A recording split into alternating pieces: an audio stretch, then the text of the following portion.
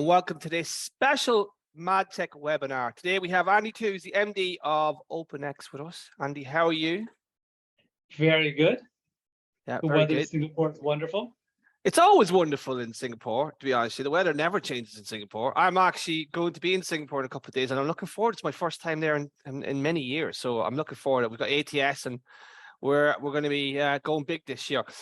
But today we're talking about a report, the recent report we did with OpenX on the state of programmatic in JAPAC, and Andy has kindly given us time up today to talk about the state of programmatic in JAPAC and just generally about the state of the market, because we've done this conversation about a year ago, Andy, I believe, and it's good to kind of get a sort of update on this huge and growing market, particularly around the programmatic. So, Andy, let's talk about some of the first. Let's talk about the bounce back from COVID, right? So the report saying that there's been a strong overall recovery from COVID, with 30% of respondents recording higher revenue spend compared with pre-COVID figures. This is particularly strong among brands. However, agencies are still showing a slower but remarkably small recovery. Talk about this bounce back, because obviously the region got hit, like everywhere else, got massively hit, slammed, if you will. Well, I can say if you break this region up to, let's say, North Asia, where Japan is predominant, then you look at, let's say, Greater China, Southeast Asia, and Australia. I can say that the report is pretty spot on in terms of the bounce back happening, especially in Southeast Asia and Australia. I think Greater China, or specifically China, is coming back, but a lot of it is basically their mobile ecosystem feeding the global advertising ecosystem. So meaning, as North America picks up, a lot of them buy into China apps, and you see a growth there. But Southeast Asia and Australia endemically are growing pretty well over the last first half of this year, at least according to our growth numbers. But Japan is the one that surprisingly got slammed. Well, rephrase myself. Unsurprisingly got slammed because of COVID, and they're still just recovering. Right, that's interesting. I mean, that's probably reflective of their, the way they've treated sort of the outbreak of disease. Were very tight around restricting people and opening up the economy. So they're seeing a bounce back now. You're seeing growth come back to that market. I would love using this word because people used it on me in the past. I would say cautiously optimistic in the sense that we are seeing growth coming back in the Japan market, but I'm not sure it's going to recover up to, let's say, 2021 levels before the end of this year. Right. Okay. Interesting.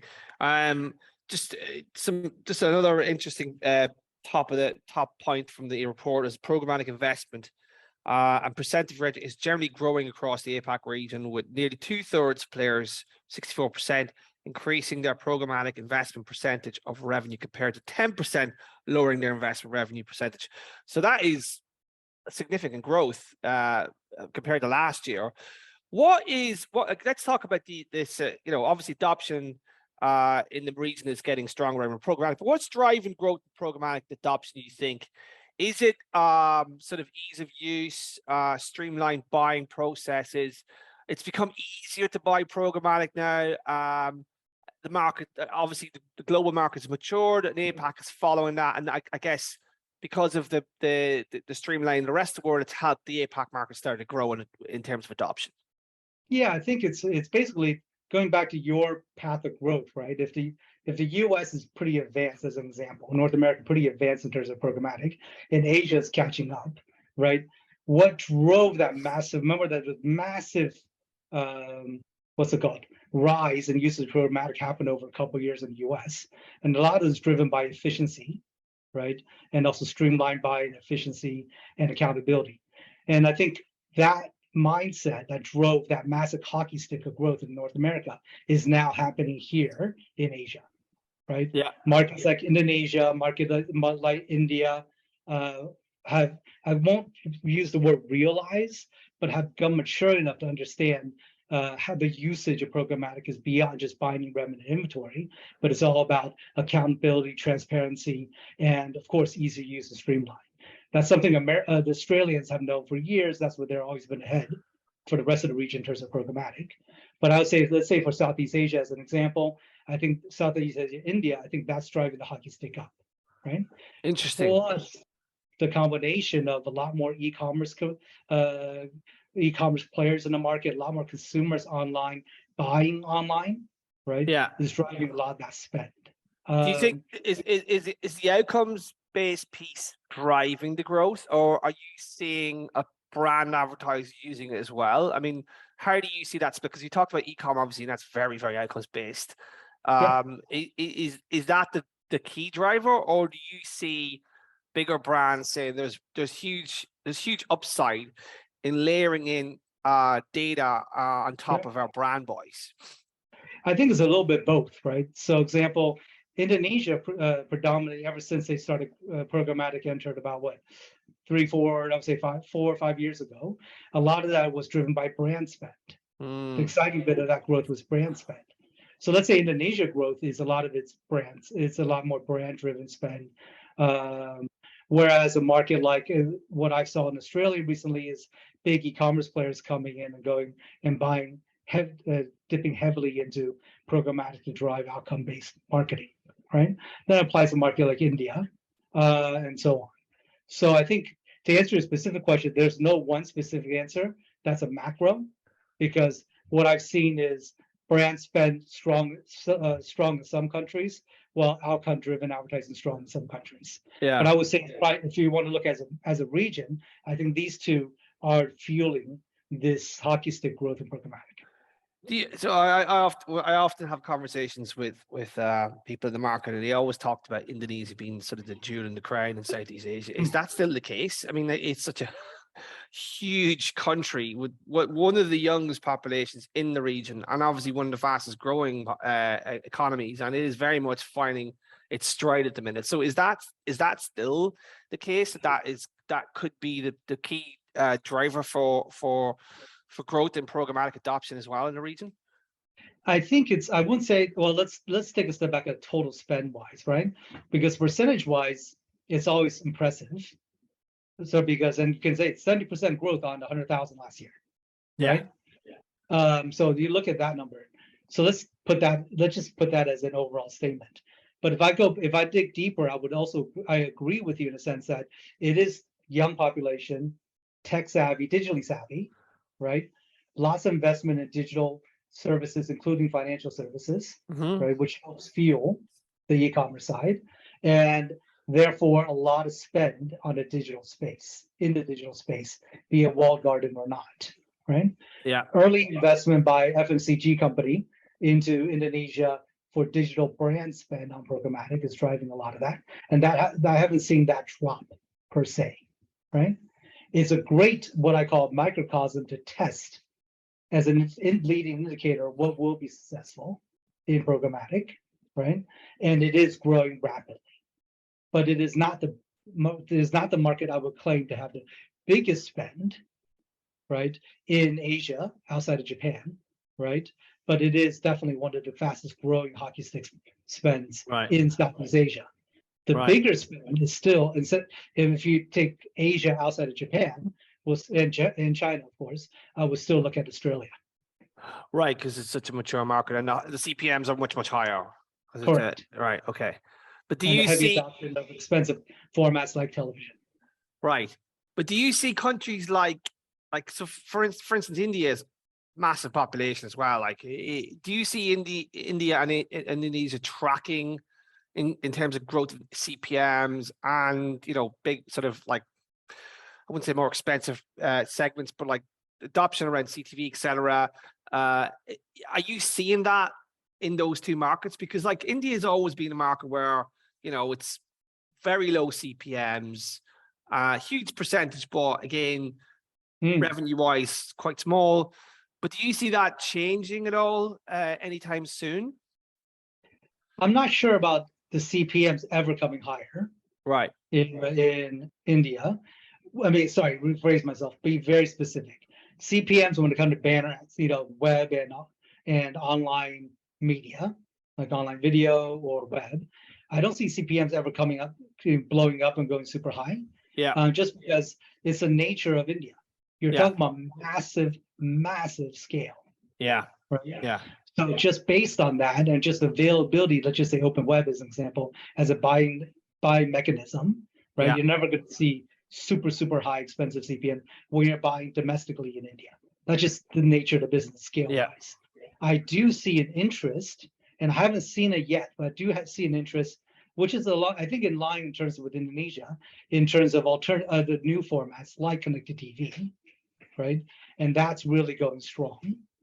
And eventually the further or deeper adoption of that, which is why, going back to my point about markets like India or Indonesia being microcosm, allows to test how best to utilize these new formats, right? So outside of that, I definitely see an increase in usage and pretty much early adoption of a lot of these new formats.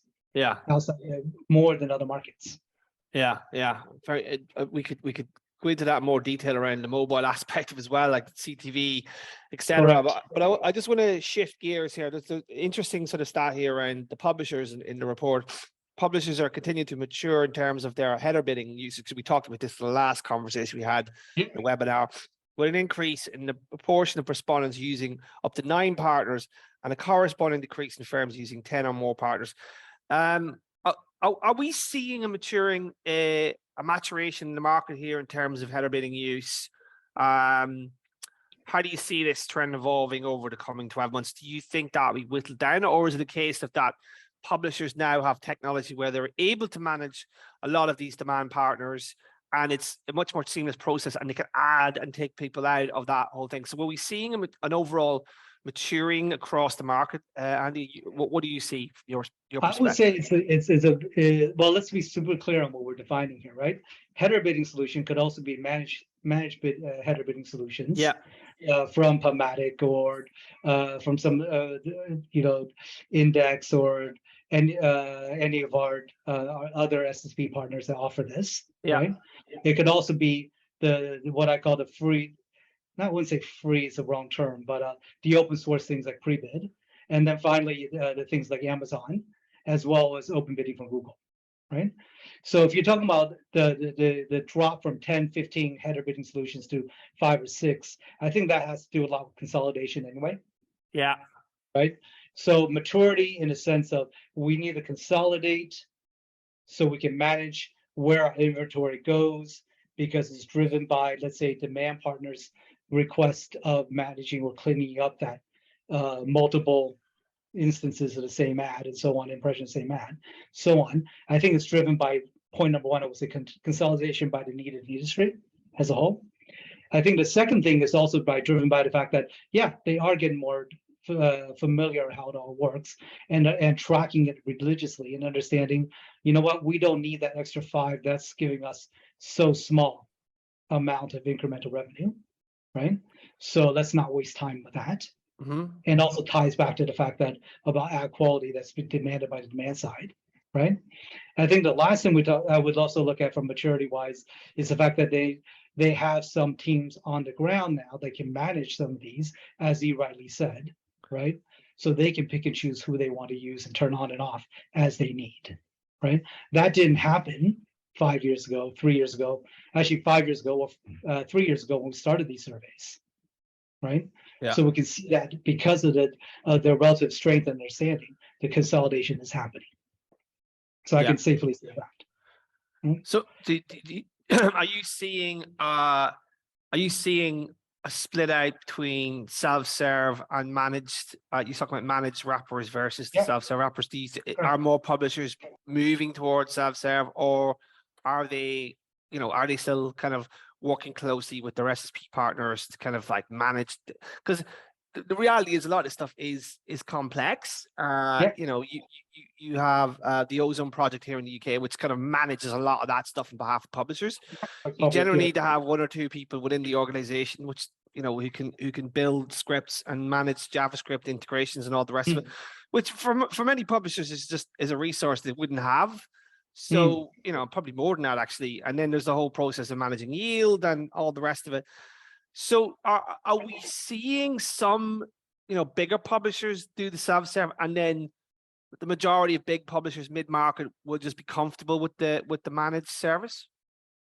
Well, I think the first thing I can safely say is that I think regardless of what's happening in the market in terms of the move away from open bidding, I think Google open bidding will stay Right. and Okay. still stay strong Right. and Okay. still be the one, if not one or two, only leftover of the managed wrappers that publishers will use.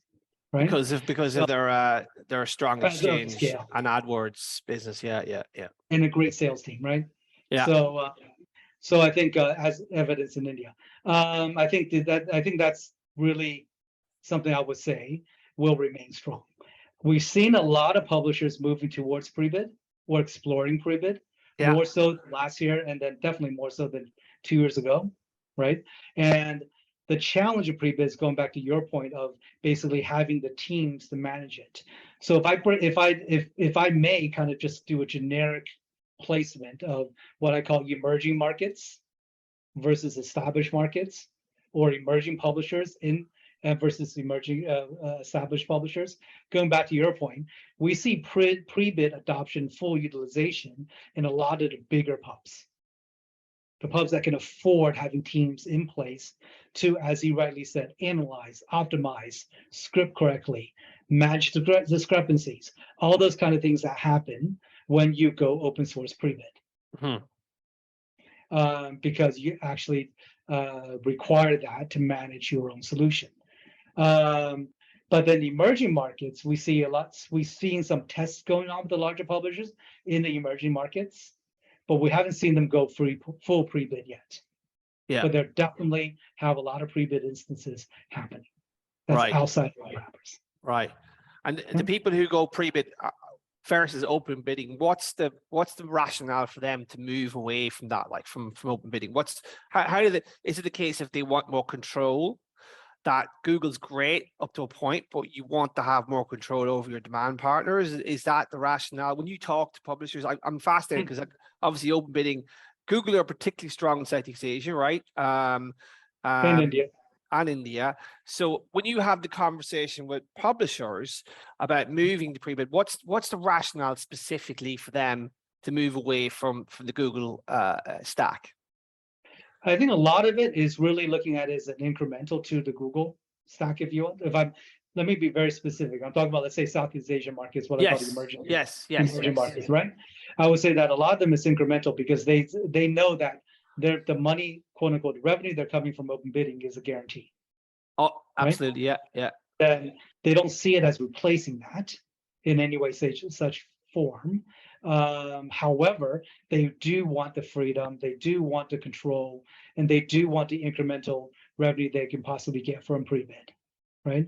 This is basically the answers we were getting 2 years ago when they started exploring pre-bid as an option or an increment to what they have from open bidding perspective. Right.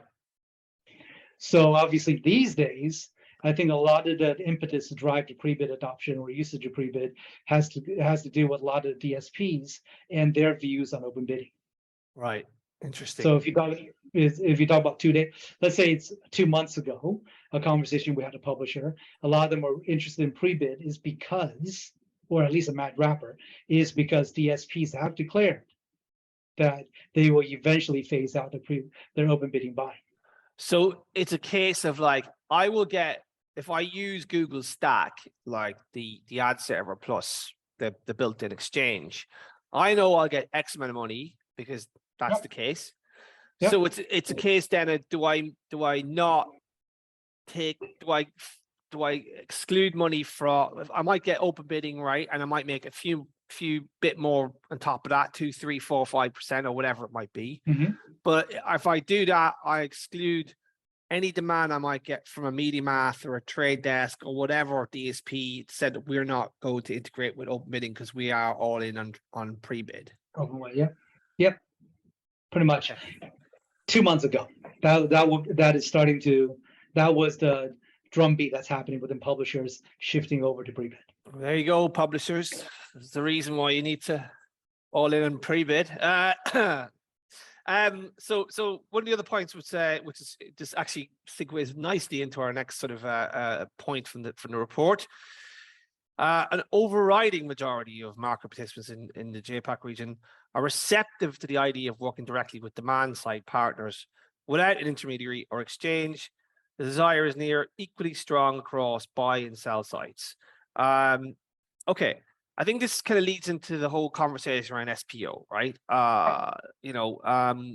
We've seen the Trade Desk launch their Open Path. Is it Open Path? It is Open Path. Yeah, Sorry, it's Open Path. Yeah. Open Path, which basically is integrating directly with publishers. I think it's pretty public knowledge that they've done it here with Ozone, which is a pretty big thing, like directly integrated into Ozone's wrapper. So, is this are we seeing the consolidation? Because this is a good sort of conversation to have around the value chain, right? Because are we seeing consolidation of demand partners? Can SSPs and DSPs play nicely in this instance? Or is it more nuanced than it appears, right? Because I think it is more nuanced. It's not necessarily, oh, here's the Trade Desk and Jeff Green trying to leapfrog SSPs in the value chain. Yeah. But there's other things at play. So let's just talk about that first, right? Let's talk about the importance of SPOs, and if that stat in the report is actually how you see things in the market. Well, I think if you go to, well, let's take a step back, right? If you go to anyone and say you have direct access to premium inventory with the least amount of intermediaries in place, meaning the least amount of tax to be paid, right? I think majority everyone would say, yeah, that's the way we should do it, right? Because at the end of the day, it's good for the industry. It's good for everything because you're talking about more media dollars that can be spent driving outcomes, right? Which drive better results for everyone. But I think deep down inside, I'm still an ad tech or programmatic purist, right? Which is the whole idea of the supply and demand working in conjunction, in love with each other from where it originally was, working together to drive the best results for advertisers and brands, and also publishers and inventory providers, right? So the way I look at it is from a purist perspective, which is why it goes back to your point about nuanced. If you look into the ecosystem today, and you're looking at pre-bid as an example as the primary arbiter of this new world of going directly to publishers by demand, right? You have to understand how it should. The way I look at it from a nuance perspective is that if you're talking about a bread and butter inventory, meaning the online banners and online video and a mobile app, right? I'm not 100% sure the cutting, quote unquote, cutting out of the SSP or exchange is probably the right way to go, right? Only because of as we mentioned before, the intricacies of managing yield, managing optimization, managing fraud, managing discrepancy, etc., still require a full set of tools that a supply side, remember, I'm a programmatic purist here, has built to manage, right? But if you, sorry. No, it's fine. No, you're in full flow. Go ahead.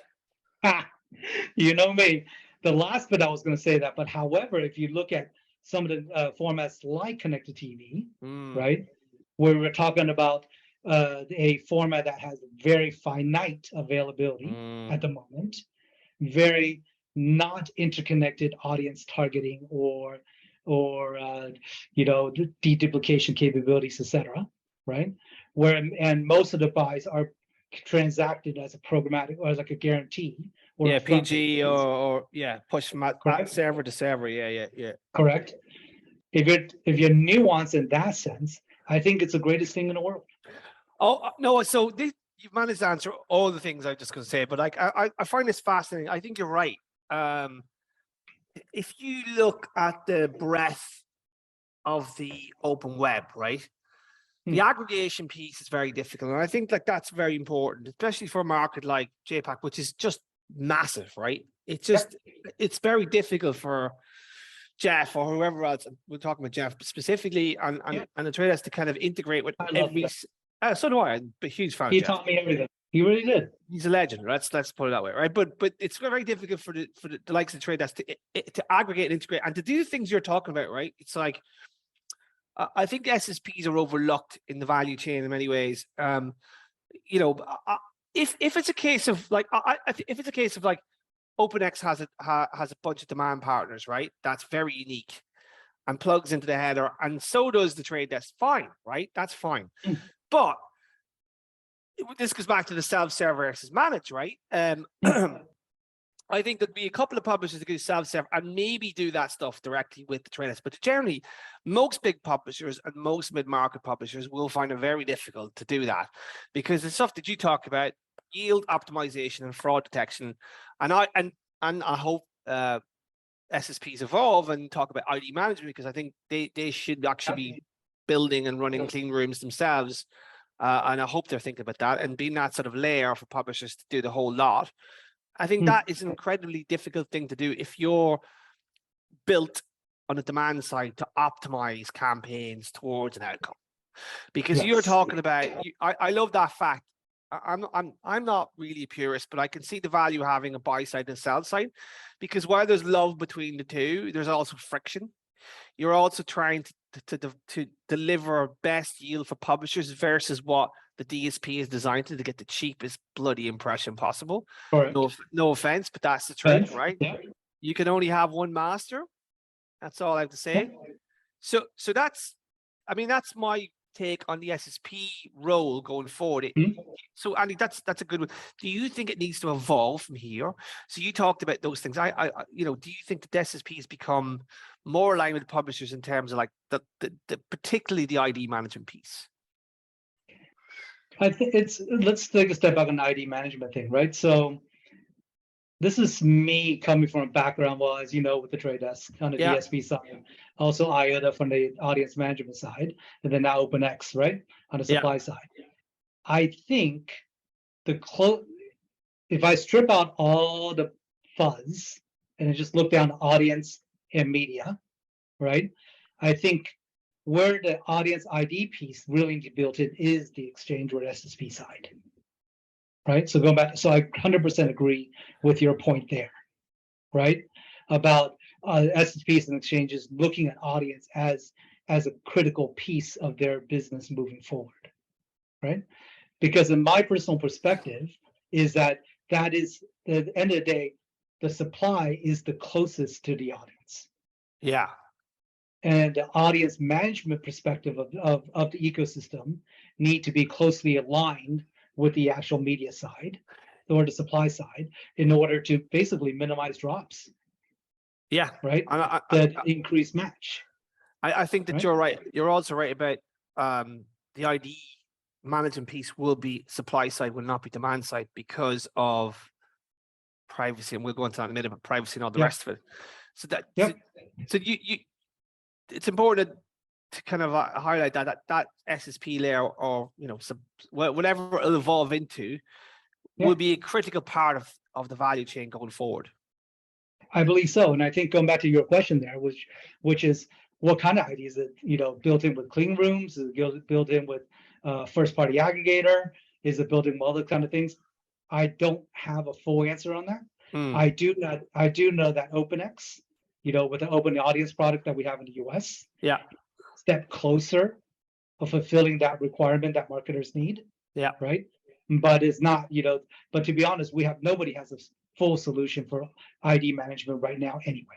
Yeah, right? That's true. And luckily the pressure's been taken off for another 2 years. Well, maybe in APAC, but I tell you what, it's getting a bit hairy here in Europe. I tell you, that's the TCF is about to get about to be shot down by the what call it, the European Court of Justice. Well, it's been referred to. That'll be a big landmark case. So just going back to that SPO stuff, I think you're right around. I think it's designed for the TV world. I think the TV world is very different from the open web world. I think there's a finite of impressions.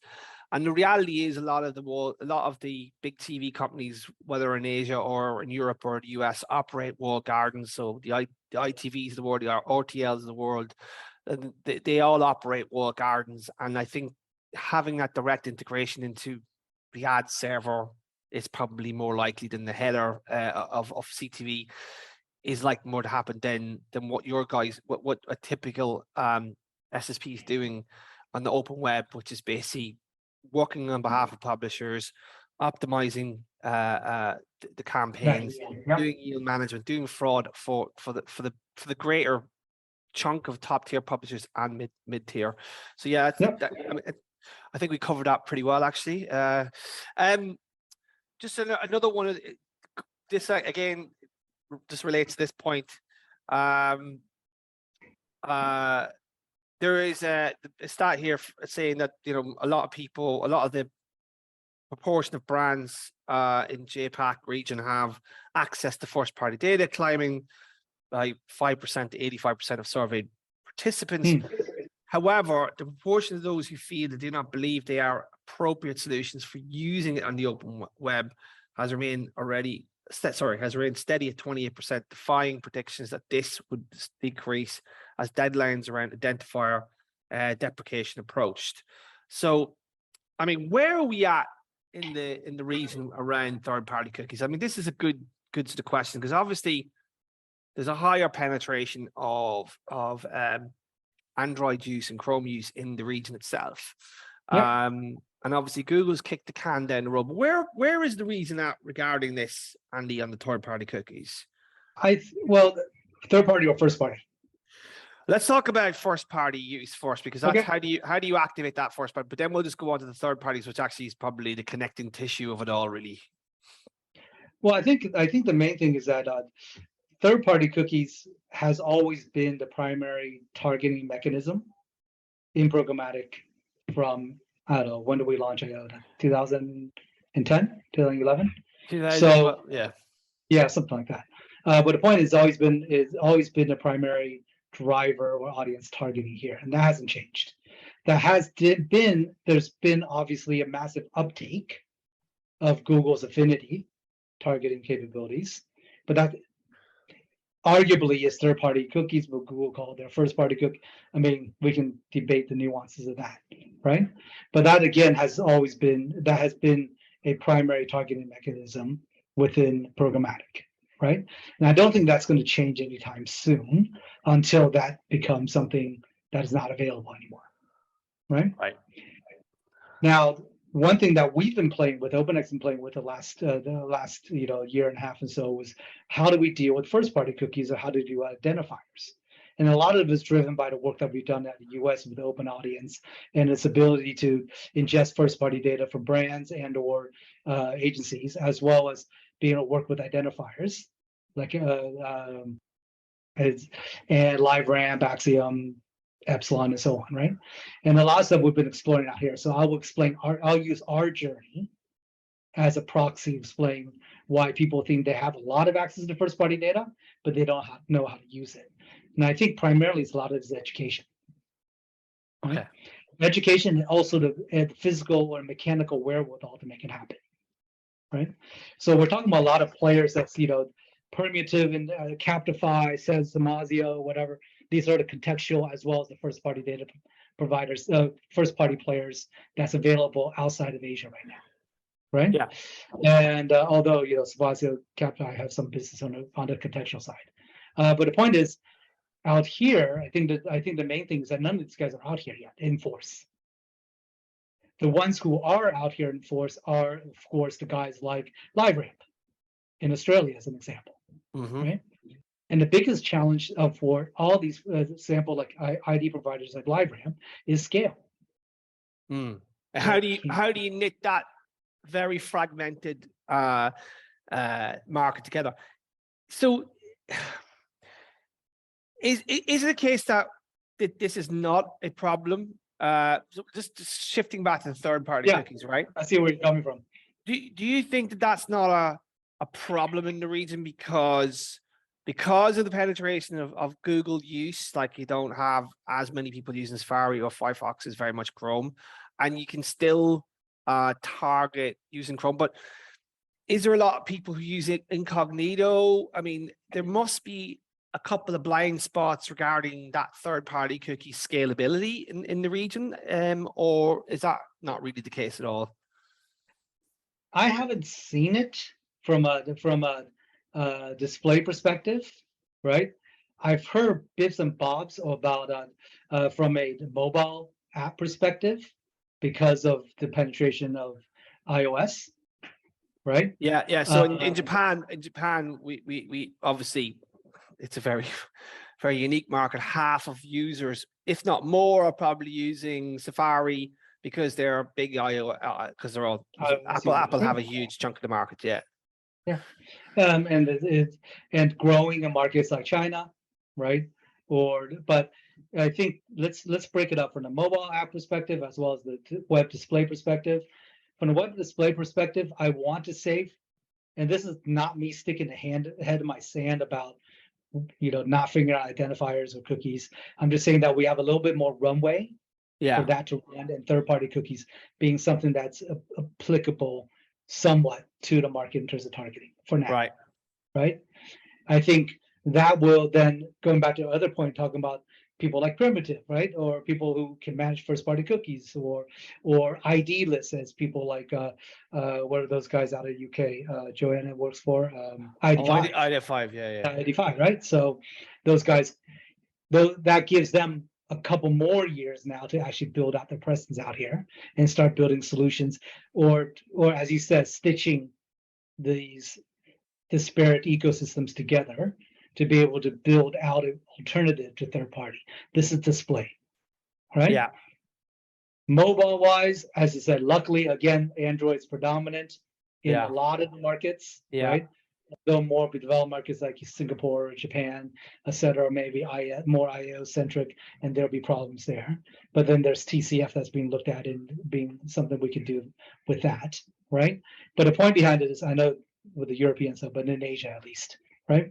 But the point behind it is, I think that there's definitely why the publishers, they have a lot of first-party solution data, because they do, right?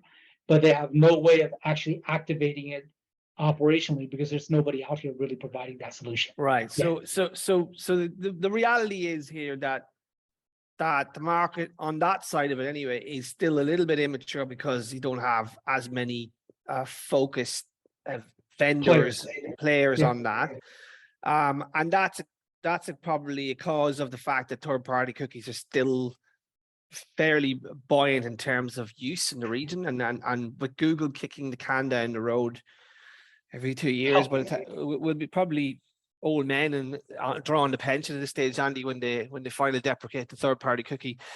That it's not as big a problem as you think it might be, not yet anyway. But there's contextual that's wrong, right? Yeah. So I'm not saying that third party would be the only way to target, right? Contextual players are very strong now. Even the double verifies, the IAS of the world has moved on to the contextual side of the business, right? Yeah. And people like Philo and Samazio is already out here, right? Yeah. So I think it's hilarious how in our digital world, because remember, I've been doing this for 30 years, right? How digital advertising always go full circle again and again and again, right? So now what contextual is coming back strong as a targeting mechanism to mitigate and or kind of preempt the deprecation of cookies, right? So again, there's always going to be a targeting capability. It's just not it's the one-on-one targeting capabilities that still needs to be figured out. All right, so let's talk about just staying on this theme, right? Sure. Are there other things that will accelerate post third-party cookie thinking?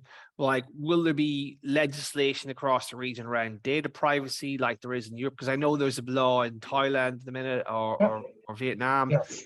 Do you think that's going to accelerate how the industry thinks about this? Like, so you talk about contextual, but the market isn't moving as quickly as the European or the US market because of the penetration of Apple, Safari, Firefox, and fairly attritional European privacy laws.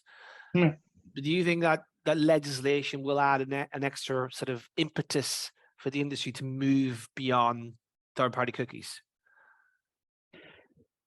I don't have an answer to that because I don't know how much teeth is being written in all these laws.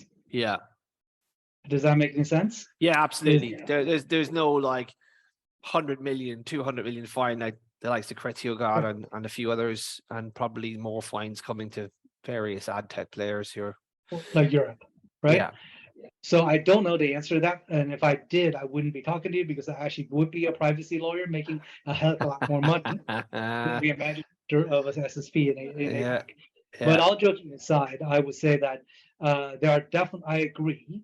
The IAB Southeast Asia and India had a working group that the last, I guess, towards the end of last year that focused on figuring this out or looking into this. And there are definitely laws being written, laws being talked about, but I haven't seen anything that's come into place. So I can't answer that if the laws come in place, will it be the additional impetus to drive the deprecation of third party and looking at new solutions within Southeast Asia now? Yeah. Right? Yeah. Because I don't know. But I definitely believe that it will, just as a global thing and a global trend, that's something that everybody will continue to look for here in this region, right? And then this is also opens up a whole new opportunity for the people who are providing solutions, who are looking for solutions to come into the region. Right. Okay. I mean, overall, the report is pretty positive, very positive actually, around growth, programmatic, and adoption. Just as Hey, I know, obviously, you have a huge job ahead of you. There's some interesting opportunities. I mean, it's a very complex race as well. It just isn't. It's so different from the mature markets in the US, and even Europe is so different from the US as well. Particularly around TV consumption, and even in Asia, like you've got this. You know, people are consuming media, particularly TV, via their handsets, their mobile handsets. Yep. So, from your perspective, what's the sort of key? What was the cool sort of trend that you've seen over the last 12 months that kind of taken you by surprise in the region? Like, so is it the rise of stuff like retail media, or is it sort of the sort of TV, addressable TV, if you will, trend? But what sort of what trend have you seen this year, Andy, that's sort of taken you go, wow, that's pretty interesting? I would say what Hivestack doing with digital out of home. Interesting. Okay. Can you elaborate on that a little bit? Yeah. So I remember, who was it?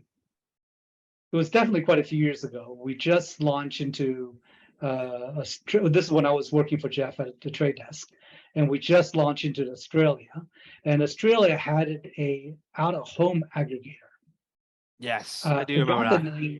Yeah, I forgot the name, but Vicky Lyon was running that point on that business a long time back, and she approached us. We looked at it, realized it was a little ahead of the game, so we couldn't integrate into our stack, especially when it's by one country and so on, right?